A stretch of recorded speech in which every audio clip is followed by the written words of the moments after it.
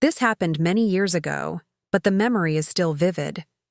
I was in 4th grade, and it was the last day of school. That year marked the final time we needed our parents to pick us up. Starting in 5th grade, we could walk home on our own. My mom always picked me up on the last day, but this time was different. I had plans with my best friend Dennis to celebrate the start of summer. Dennis and I had been friends since kindergarten, though we weren't in the same class that year. After the final bell rang, I lined up with my classmates and walked to the exit where our teacher, Miss Blue, supervised dismissal. Dennis was in a different hallway, so I waited outside, scanning the crowd for his dad, who was supposed to pick us up. Suddenly, I heard someone call my name. "Tommy! Tommy!" I looked up and saw a man waving at me. He approached and introduced himself as Dennis's uncle, explaining that Dennis's dad was delayed at work and had asked him to pick us up. He seemed friendly and spoke quickly, almost nervously. I turned to Miss Blue and said, "I'm being picked up." She asked, "Where is he, sweetie?" I pointed to the man who waved at her. She nodded and allowed me to leave with him. As we walked to his car, a dark red hatchback, I noticed he was walking very fast, and I struggled to keep up with my backpack on. He chatted incessantly, asking about my favorite sports and what I was learning in school. Something felt off, but I couldn't pinpoint what. When we reached his car, I hesitated. "Where's Dennis?" I asked. He replied that Dennis was already at his house, waiting for us. That didn't make sense. Why wouldn't we pick him up together? But I was a shy kid and didn't question adults, so I got into the car. The drive felt long, much longer than it should have been. Our town was small, and my house was only a 5-minute walk from school. Yet, we drove for about 10 minutes, passing unfamiliar streets and houses. I grew increasingly uneasy. Finally, we arrived at his house. From the outside, it looked normal. He led me inside, locking the door behind us. The interior was dimly lit, with all the curtains drawn. It felt like nighttime, even though it was still afternoon. A single lamp in the corner provided the only light. I asked again, "Where's Dennis?" The man seemed jittery and nervous. "Oh, I think he's downstairs playing video games," he said. "Give me a second. Wait here." He disappeared into a room, and I heard a door open, followed by footsteps descending into a basement. My heart pounded. I knew something was wrong. I quietly approached the front door and tried to open it, but it was locked and required a key. Panic set in. Desperate, I searched for a phone and found one hanging on the kitchen wall. I picked up the receiver and dialed 911. When the operator answered, I whispered, "Please come to this house. I've been kidnapped." I didn't say anything else, fearing the man would hear me. I hid the phone under a towel and returned to the living room. Soon, I heard his footsteps coming back upstairs. He called out, "Come down, Tommy. Dennis is down here." I didn't respond. He called again, then came up the stairs and looked at me. "Are you okay?" he asked. Terrified, I mustered the courage to say, "Can I leave?" His expression changed. The friendly facade vanished. He approached me slowly, then suddenly grabbed my wrist tightly and pulled me toward the basement. I screamed and cried, but he shouted, "I'll let you go if you stop and behave." I stopped struggling, and he led me halfway down the stairs. The basement door slammed shut behind us, and I heard it lock. I walked down into the basement, which was cold and unfinished, with a concrete floor and a single support beam in the center. A lone light bulb hung from the ceiling, casting a dim yellow glow. I sat on the floor, heart racing, listening to his footsteps above. After a while, he opened the basement door and asked if I was hungry. I said no, not wanting him to discover the missing phone. He shut and locked the door again. I waited, hoping for a miracle. Then, I heard the doorbell ring 3 times, followed by loud banging. "Police!" I stayed quiet until I heard the front door open and multiple voices shouting.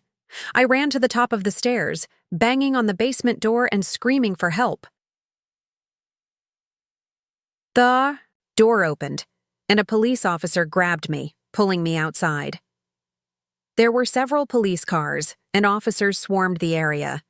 I told them everything as we waited for my parents. The man was brought out in handcuffs and placed in a police car. That was the last time I saw him. When my parents arrived, my mom was in tears. They had already been at the school, where Dennis's dad realized something was wrong and called the police. It turned out the man wasn't Dennis's uncle, but a co-worker of Dennis's dad. He had learned that Dennis's dad would be picking us up and seized the opportunity to abduct me. I don't know how he knew what I looked like, and I never asked for more details. My mom took me to counseling for months afterward. Let's just say my parents weren't happy with Miss Blue for not verifying who was picking me up. If I hadn't called the police before he locked me in the basement, I might not be here today. This happened about 17 years ago, and that man might be out of prison now. But I'll never forget that day and the lesson it taught me. Always be cautious and trust your instincts. It was junior year of high school, last day before summer break. You know that feeling, right? You're halfway in vacation mode already. Everyone's either skipping school or leaving after lunch. My group of friends? We were the leave after lunch kind. We had all planned to hit the beach that day, celebrate freedom with snacks, music, and some bad volleyball. But nature had other plans. Thick clouds rolled in by noon, and rain poured down hard. Lightning flashed across the sky, and thunder shook the school walls. Our beach plan was totally ruined. So we sat in the cafeteria, bored out of our minds, watching raindrops race each other down the windows. That's when Eddie, our group's wild card, spoke up. You guys ever been to that old elementary school? Down on Pine Hill Road? We all turned to him. The one that's abandoned? I asked. He nodded. Yeah, it's getting demolished soon. My cousin said it's still open in the back, just locked, but not boarded up. Immediately, everyone perked up. Sam leaned forward. You mean we break in? Just explore it. Eddie shrugged with a grin. You know, one last look before... It's gone forever. It'll be fun. Come on, it's a stormy day. Perfect for a little adventure. At first, we laughed it off. But 5 minutes later, we were all filing into Eddie's beat-up Honda, hyped and slightly nervous. There were 5 of us. Me, Eddie, Sam, Nora, and Jordan. Eddie had his driver's license and access to his brother's car, which made him our default chauffeur. We drove for about 20 minutes to the edge of town. The school was tucked behind an old neighborhood, hidden by overgrown trees and empty streets. The place looked like it had been forgotten by time. Cracks covered the pavement, vines crawled up the brick walls, and broken swings swayed slowly in the wind. The big front doors were locked, just like Eddie said. No sign of cameras or neighbors. We didn't try the front. Eddie drove around to the back lot, which was surrounded by trees and tall grass, completely hidden from view. The lot itself was full of weeds and broken glass. It felt like a ghost town. Eddie popped his trunk and pulled out an aluminum baseball bat. For safety, he said, but we knew it was really for smashing a window. He picked a classroom window near the back, gave it 2 quick swings, and the glass shattered with a sharp crash. The sound echoed through the air, and I swear my heart skipped a beat. I kept glancing over my shoulder, half expecting a neighbor to come out yelling or someone to call the cops. But nothing happened. Eddie cleared away the sharp edges and waved us over. One by one, we climbed through the broken window into the dark classroom. It was like stepping into another world. The room was untouched. Desks were still lined up in neat rows. A whiteboard with faded writing was at the front. Torn posters clung to the walls, and a paper calendar still hung on one corner, dated 2009. The smell hit us next. Dust, mildew, and something else. Something old. The kind of smell that made your skin crawl. Thunder cracked outside as we turned, on our phone flashlights, and looked around. "This is so creepy," Nora whispered. Her voice echoed down the hallway outside. "Let's explore," Eddie said, leading the way. We crept down the dark hallway, checking room after room. Each one looked frozen in time. There were backpacks still hanging on tiny hooks, old art projects, pinned to bulletin boards, and even a stack of textbooks on one desk. It was like all the kids had just vanished one day and no one ever came back. The hallway lights, of course, didn't work, so we relied on our phones, flashing beams into the shadows. It wasn't long before we heard something. Tap, tap, tap. We all stopped. The tapping echoed from down the hallway, too far to see. "What was that?" Sam whispered.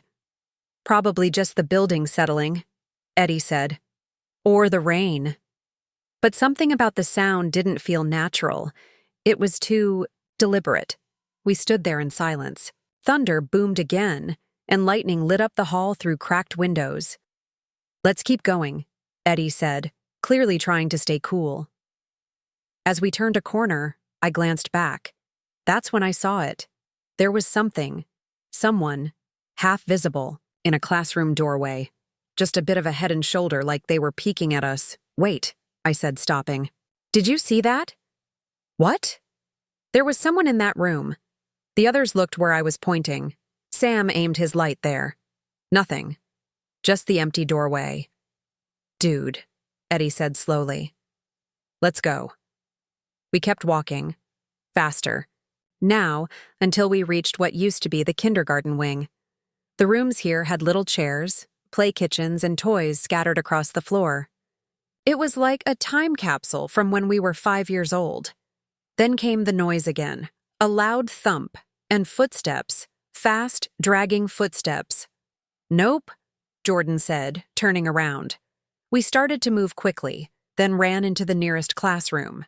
Eddie gently shut the door behind us, and we all turned off our flashlights. The room went completely dark. We huddled in silence, listening. Rain pounded outside. Thunder roared. For a moment, everything was still.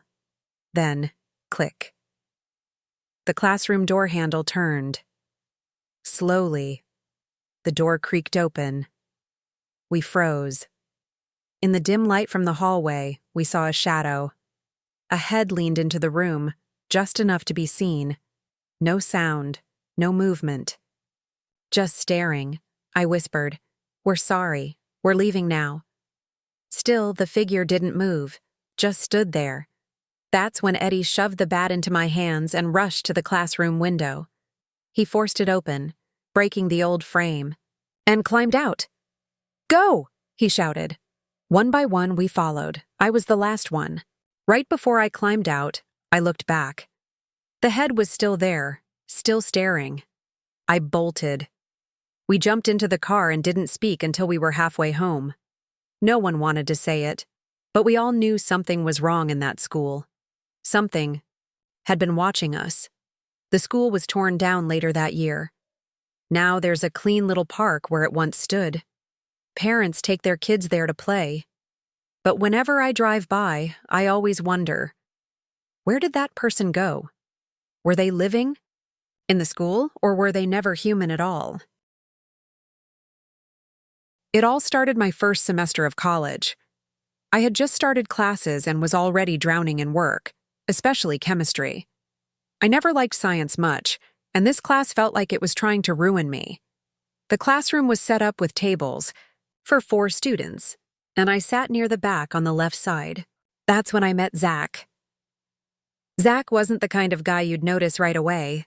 He was a little overweight, maybe 5'8", with a patchy beard and greasy hair. He had this awkward energy, like someone who spent more time online than with people. But there was one thing he had going for him. He was good at chemistry, like really good, and I was not. One day, after a tough quiz, he noticed how frustrated I looked. He leaned over and quietly said, "If you want, I can help you out. I'm pretty good at this stuff." I didn't know him well, but I was desperate. I smiled and said, "Sure, that would be amazing." At first, we just studied together after class, but soon he started doing more, giving me answers to homework, helping me understand labs, and even letting me glance at his test paper when the professor wasn't looking. I knew it was wrong, but honestly, I needed the help. He never flirted, never made things weird. I figured he was just a nice, awkward guy who liked helping. Eventually, he asked for my number to send me homework answers. I gave it to him without thinking much. He seemed harmless, quiet, maybe lonely, but not creepy. Things were fine like that for a while. Chemistry stayed hard, but with Zach's help, I was surviving. I even started getting good grades. Then came the last day of class. We had just finished. Our final.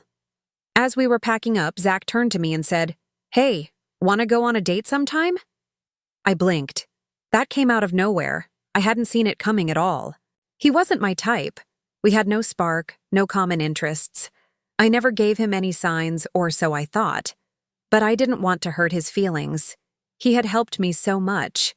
So instead of just saying no, I panicked and said, I'm actually going to Miami for a few weeks." He nodded slowly and said, "Okay. What about when you get back?" I hesitated. "Maybe," I mumbled, just trying to escape the awkwardness. He smiled, sort of, and said, "Cool." It was one of the cringiest moments of my life. As soon as class ended, I rushed out and went home. I commuted to school, so I didn't hang around campus much. I figured that would be the end of it. That night, I went out with some friends. We laughed, drank a little, and had a good time. I forgot all about Zach until my phone buzzed. It was a text from him. "When are you going to Miami?" I showed my friends, and they all started teasing me, joking that I owed him a date since he helped me pass. I laughed it off, saying, "Yeah, right." I meant to text him back later, but I didn't. The next morning, I woke up to 2 more messages. First one, second one. "You're ignoring me now that you don't need me, huh?" That made my stomach turn. I replied, saying I was busy packing and flying out that day. Total lie, of course. I had no plans to go anywhere. He answered almost immediately. "Okay." I thought that would be it. I thought he'd let it go. That night, I went out again with the same group of friends. A couple hours into the night, my phone buzzed again. I looked down, and my heart nearly stopped. "I thought you said you were going to Miami tonight. How did he know I wasn't?" I hadn't posted anything. I hadn't told anyone except my friends. My hands started shaking. I looked around the bar, terrified I'd see him hiding in a corner, but he wasn't there. At least I didn't see him. I texted back, asking, "What do you mean?" He replied instantly, "Forget it. I just don't like liars." I was officially creeped out. My friends were too. I told them everything. We all agreed. Something was off about Zach. I didn't respond again. I planned to block him the next day. That night, around 1 a.m., I got home and was just about to take off my shoes when there was a knock at the door. I froze. It was late. No one should be knocking that time of night. I called out, "Who is it?" And then I heard it. It's me. It was Zach. I panicked. I was home alone. My parents were out of town. My voice trembled, but I yelled through the door, "Leave now or my dad's going to come out and kick your ass." He didn't say another word. I waited, holding my breath. After what felt like forever, I peeked through the window. He was gone, but it wasn't over. At 3 a.m., my phone buzzed again. It was a long message. Way too long. He poured his heart out, talked about how used and hurt he felt. He said he thought we had chemistry. His words, not mine. He even said, "I'm not asking you to marry me, just one date. I'd make a great husband if I do say so myself." He ended with, I feel like I wasted everything I did this semester. For nothing. Yours truly, Zach. That's when I realized I had a stalker. I forwarded the message to everyone. My friends, my family. I called my dad over and over until he answered.